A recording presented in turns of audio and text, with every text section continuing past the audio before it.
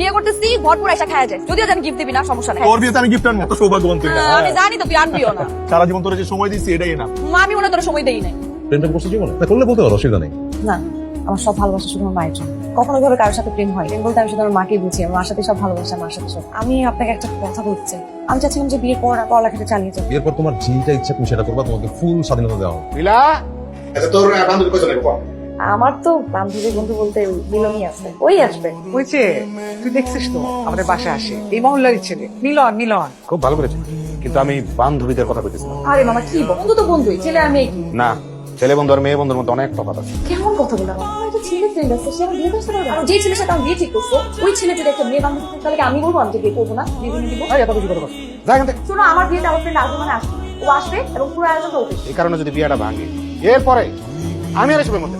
মিলা, আমার একটা অনুরোধ রাখছি, তুই মিলনের সাথে আর কোনো যোগাযোগ রাখিস না। তোর বিয়ের জন্য একটা আলাদা প্ল্যান করছি, একদম তাক লাগাই দিব সবাই। শুনবি না কি প্ল্যান? তুই আমার বিয়েতে আসতে পারবি। আরে আমারই তো আইতে দিব, আমি নালে কি তোর বিয়ে হইব নাকি? সব অ্যারেঞ্জমেন্ট প্ল্যানিং তো আমিই করতেছি। আমার মামা বলছে তোকে বিয়েতে না আসতে। সমস্যা নাই, বিয়েতে না এলাম, কিন্তু তোর বিয়ের পর কিন্তু তোর জামাইরে কবি যে তোর একটা ক্লোজ ফ্রেন্ড আছে, তোর বিয়েতে আইতে পারে না কারণ বিদেশ ছিল। এরপর একদিন রেস্টুরেন্ট নিয়ে ভরপেট খাওয়া দিবি, সব ভুলে যাবো গা। তারা কি মা বলছে বিয়ের আগে তোর সাথে যাতে দেখা না। আম্মা যেহেতু নিষেধ করছে, তাহলে কথা কইস না, দেখাও করিস না। কি অবস্থা তোর? তুই ফোন দিস না কেন আমারে? কোনো খোঁজ নেস না? আচ্ছা বিয়ে হয় নাই তাতে এই অবস্থা, বিয়ে হলে যে তুই কি করবি আল্লাহ জানে। কিরে কার সাথে কথা কস?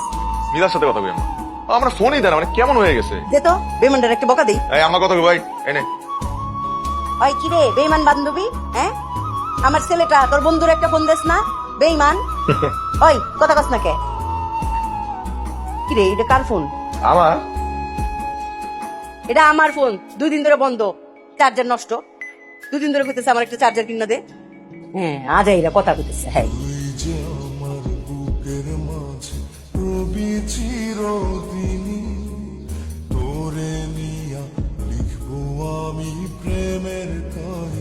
কিরে 3 দিন পরে বলে মিলার গায়ে হলুদ, কই দাওয়াত দিল না তো? সারা মহল্লার সবাই জানে, আমগো দাওয়াত কই? দাও দেয় না, এদের ইচ্ছা। ইচ্ছা মানে? আরে নীলার মার সাথে আমার কত ভালো সম্পর্ক, তোর বান্ধবী মিলা। আরে আজব, বিয়েতে দাওয়াত দিলে কি আমি বিয়েটা ভাঙিয়ে দিতাম? আরো 2 হাত তুলে মোনাজাত করতাম মায়াটা নিয়ে, যে সুখে শান্তিতে সংসার যেন করতে পারে। রাখো তো, তুমি গায়ে লাগাও না, তুমি নিজের পোলা নিয়ে চিন্তা করো। খুব গায়ে লাগছে রে আমার, খুব গায়ে লাগছে।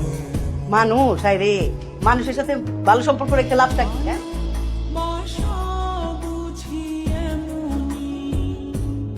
হ্যালো, তুই কি আমার সাথে একটু দেখা করতে পারবি? কখন? কালকে।